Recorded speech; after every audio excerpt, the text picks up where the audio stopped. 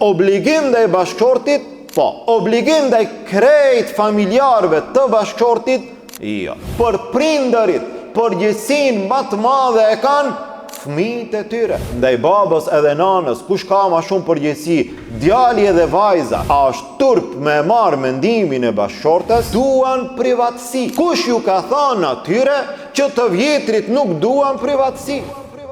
Innal hamdalillah nahmaduhu ta'ala wa nasta'inuhu wa nastaghfiruh wa na'udhu billahi min shururi anfusina wa min sayyiati a'malina man yahdihillahu fahuwal muhtad wa man yudlil fala hadiya lahu wa ashhadu an la ilaha illa Allah wahdahu la sharika lahu وأشهد أن محمدًا عبده ورسوله اللهم صل على محمد وعلى آل محمد كما صليت على إبراهيم وعلى آل إبراهيم إنك حميد مجيد اللهم بارك على محمد وعلى آل محمد كما باركت على إبراهيم وعلى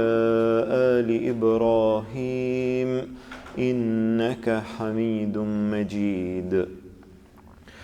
Falënderimi takon Allahut subhanahu wa ta'ala, atë falenderojmë dhe vetëm prej tij ndihmë dhe falje kërkojmë.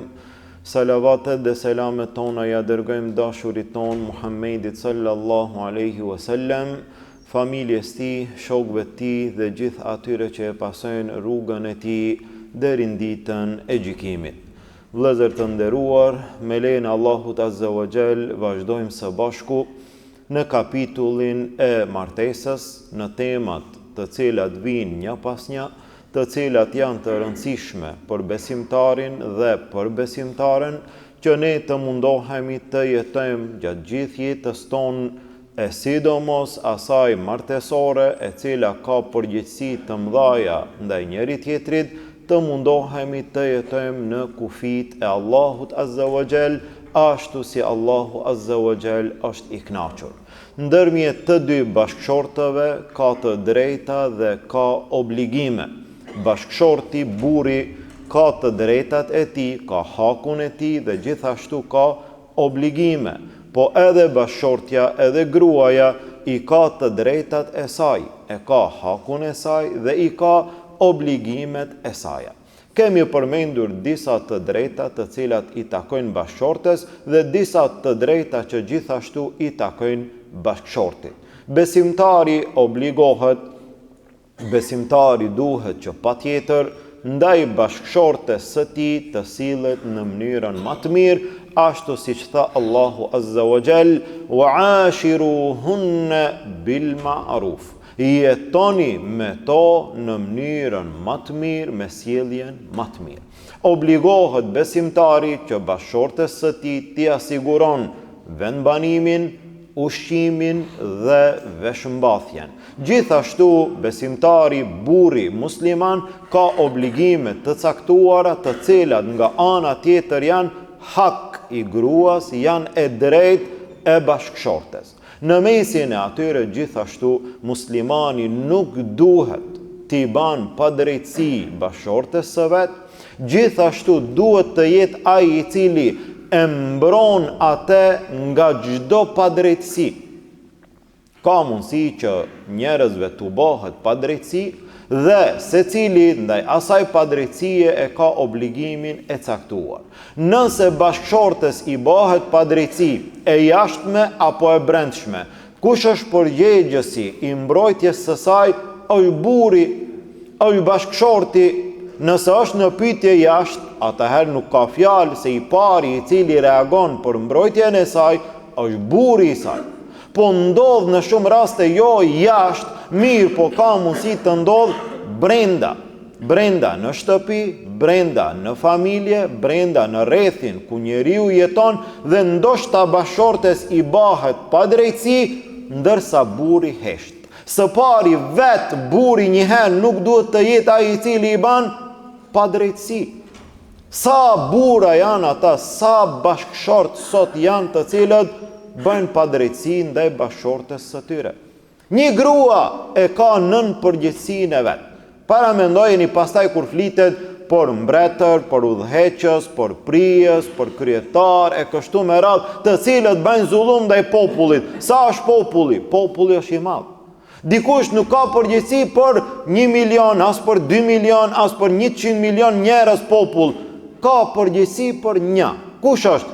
Vetëm ndaj gruas, ndaj bashkëshortes. Mirë, po edhe ndaj asaj nuk është në gjendje të jetë i drejtë. Është i padrejtë. Është zullumqar ndaj kujt? Ndaj një gruaje, ndaj një femre, një vajze të cilën e ka marrë emanet prej një familjes tjetër, prej një prindi i cili e ka rritë dhe e ka edukuar. Burri bëhet i padrejtë. Dhe në sa raste ka zullum në forma të ndryshme. Në sa raste ka ofendime, nënçmime, në sa raste ka edhe rrahje, në sa raste ndodhin gjëra ku njeriu sillet me padrejtësi. E në disa raste, ndoshta burri nuk është i padrejt, burri mundohet në mënyrën më të mirë, po padrejtësia vjen nga rrethi, nga njerëzit tjerë. Dhe këtu hin të gjithë familjarët, ne të gjithë jetojmë në një vend, jetojmë në rrethana, në kushte të caktuara. Në shumë raste jetojmë familja të gjithë së bashku dhe jo vetëm burri dhe gruaja. Në vende tjera, në çdo vend ka mënyrat e tyre të jetesës, në vendet tona jetohet së bashku, në një shtëpi, në një familje, jeton edhe djali i martuar, po ndoshta edhe nana, edhe baba, edhe motra, edhe vllau, e kështu me radhë. Dhe tash një familje e cila formohet me më shumë antar, nusja e cila vjen, ajo bashkëshortja e cila vjen, ajo e ka hakun e saj.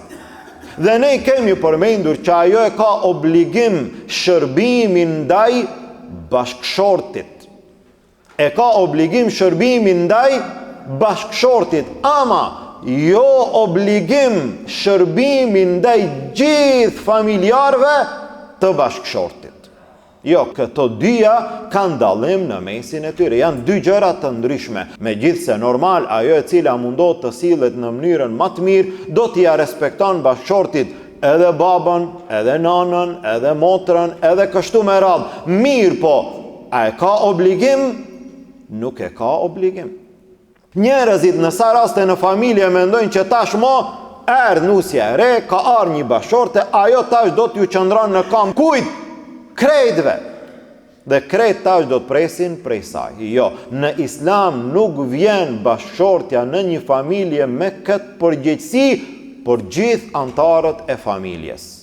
Megjithse normal, nderimi i babës së burrit, nderimi i nanës së burrit, të gjitha këto janë të mira dhe janë pozitive, mirë po nuk janë të obliguara, e mos flasim ndaj të rinjve, ndaj motrës, ndaj vllau, ndaj të tjerëve, dhe tash i ngarkohet një përgjegjësi. Apo në sa raste i ngarkohet një përgjegjësi edhe djalit.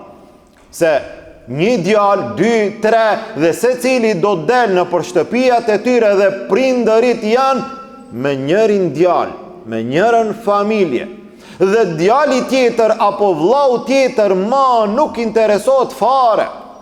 Se tash prindërit janë me njërin e tjetri ma nuk e ka gajle fare. Për prindërit, përgjegjësinë më të madhe e kanë fëmijët e tyre. Ndaj babës edhe nanës, kush ka ma shumë përgjegjësi? Djali edhe vajza. Jo nusja, jo bashkëshortja, djali edhe vajza. Ata janë përgjegjësit më të mëdhej. Dhe ata duhet ta luajnë rolin e tyre që ju takon në mënyrë që mos të ketë padrejtësi në familje. Megjithse normal, esenca është që ai i cili martohet duhet t'i siguron bashkëshortes vendbanimin.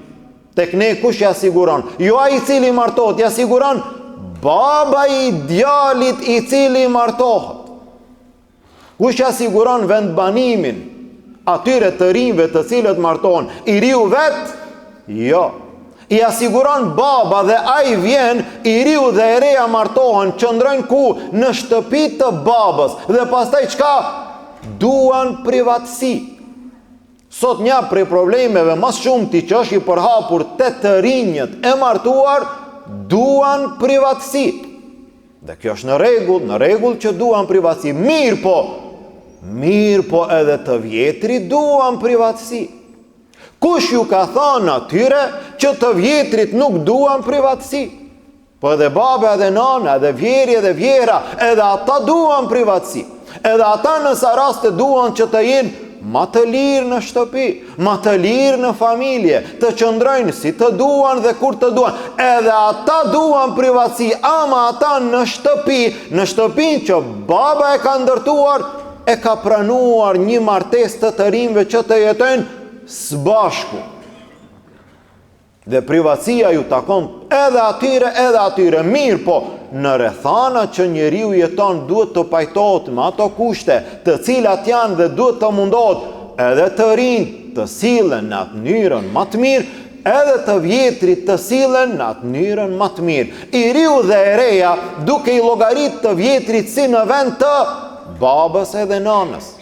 Dhe të vjetrit, vjeri edhe vjera duke i llogarit të rinjt apo vajzën e cila ka ardhur si kur në vend të vajzës së vet, dhe të mundohen me drejtësi t'i kalojnë gjërat në mënyrë që mos të ketë padrejtësi. E nëse ka padrejtësi, burri është ai i pari i cili duhet ta mbron bashkëshorten nga padrejtësia jashtë dhe të mundohet ta mbron atë nga padrejtësia brenda, e asesi mos të jetë ai i cili do t'i ban padrejtësi asaj. Gjithashtu, nëse nuk është i kënaqur me ndonjë gjë, bashkëshorti, pejgamberi sallallahu alaihi wasallam tha, mos hidhrohet burri, mos ta randon bashkëshorten, mos ta akuzon bashkëshorten. Nëse nuk është i kënaqur me ndonjë gjë, është i kënaqur me ndonjë gjë tjetër. Nga se askush nuk është i përsosur, nga se askush nuk është i patëmeta, ne të gjithë jemi njerëz dhe të gjithë kemi gabimet tona dhe të meta tona, dhe bashkëshortja e cila vjen do të kenë ndonjë mangësi, do të kenë ndonjë dobësi. Pejgamberi sallallahu alaihi wasallam tha, nëse nuk është i kënaqur me një gjë, me një cilësi, me një sjellje, është i kënaqur me sjellje tjera dhe mos t'i ban padrejtësi. Gjithashtu mos të mundohet ta drejton atë ashtu si don ai. Nga se bashkëshortja, nga se gruaja është e krijuar nga brinjë. Hava, bashkëshortja e Ademit alayhis salam, ka dalur nga brinjët e Ademit alayhis salam, është e krijuar nga brinjë. Mos të mundohet ta drejton komplet, nga se do ta thyej atë. Po edhe mos talent të tillë, nga se do të shtrembrohet edhe më shumë. Të mundohet her pas here në mënyrë që jeta e tyre të jetë në mënyrën më të mirë dhe mos të shkaktohen thyerje, mos të shkaktohen probleme. Gjithashtu bashkëshorti her pas here apo në raste të caktuara, në raste të duhura, duhet të merr edhe mendimin e bashkëshortes. Jo çdo herë të sillet dhe të ecë me mendimin e tij, nga se ky është burri. Në realitet, ky është burri, mirë, po në raste të caktuara, sidomos në raste në gjëra që ju takojnë grave, duhet të merr mendimin e tyre. Po në raste të ndryshme ka mundësi edhe në gjëra që ju takojnë burrave, mirë, po gruaja e ka mirë, bashkëshortja e ka mirë. A është turp me marr mendimin e bashkëshortes? Nuk është turp fare. A ka ndonjë pengesë? Nuk ka asnjë lloj pengese. Nëse e ka mirë, ajo u bë me mësu mua, dhe tash ky me inatin e vet do të shkon në kryet e vet dhe nuk pranon mendim. Nëse e ka mirë, është krejt në rregull. Pejgamberi sallallahu alaihi wasallam, pejgamberi Allahut, mori mendimin e bashkëshortes dhe atë në një prej rasteve të mëdha të vështira. Pejgamberi sallallahu alaihi wasallam ju drejtua sahabeve në rrugën e tyre për në umre, në marrëveshjen e Hudejbijes. Pejgamberi sallallahu alaihi wasallam ju tha atyre, therni kurbanat dhe hjekni flokët. Sahabët nuk lëvizën fare. Therni kurbanat dhe hjekni flokët. Sahabët nuk lëvizën fare. Herën e tretë, therni kurbanat dhe hjekni flokët. Mirë, po sahabët nuk lëvizin fare, ishin të revoltuar shumë kundër palës idhujtare, nuk donin të kthehen në shtëpi. Pejgamberi sallallahu alaihi wasallam hyni mrenda. Ishte bashortja e tij Ummu Salama radhiyallahu anha. I tregoi asaj për rastin, për atë e cila është duke ndodhur. Tha ja Rasulallah, pse nuk del ti edhe të veprosh ndryshe? Çka mundem të veproj? Ju kam thënë 3 herë dhe ata nuk lëvizin fare. Tha ja Rasulallah, dil ti edhe there ti kurbanin tant. Dil ti edhe there kurbanin dhe hjeki flokët, le të shohin sahabet. Pejgamberi sallallahu alaihi wasallam e mori mendimin e bashkëshortes, e mori mendimin e Ummu Salames radhiyallahu anha dhe doli para sahabeve. Dhe e theri kurbanin dhe i heki flokët, u ngritën sahabet për një herë, pa asnjë fjalë të vetme, i therën kurbanët e tyre dhe i hekën flokët e tyre. Andaj, aty ku ajo e ka mirë, është mirë, aty ku ajo është gabim, aty ku buri i aqëllon dhe kështu bashkë të dytë me mendimet e tyre të përbashkëta dhe me mirë kuptim mund të arrijnë në harmoninë dhe në lumturinë familjare. Andaj ajo e cila është më rëndësi që besimtari, muslimani është përgjegjës, bashkëshorten e ka emanet, mos t'i ban asaj pa drejtësi, mos t'a lejon atë që t'i bëhet padrejtësi e jashtme nga njerëzit tjerë dhe padrejtësi brenda në familje nga antarët e familjes, nga se besimtari për te ka përgjegjësi dhe ka llogari para Allahut Azza wa Jall. Ajo është emaneti i saj. Ne lutim Allahun Azza wa Jall, Allahu të na ban të drejtë në familjet tona, ndaj bashorteve tona dhe ndaj gjithë njerëzve me të cilët jetojmë. E lutim Allahun Azza wa Jall, ata të cilët janë të martuar, Allahu martesën e tyre ta bekon. Ata të cilët nuk janë të martuar, Allahu martesën e tyre ta lehtëson. Amin. Walhamdulillahi rabbil alamin. Wa subhanaka Allahumma bihamdik, ashhadu an la ilaha illa ant, astaghfiruka wa atubu ilayk.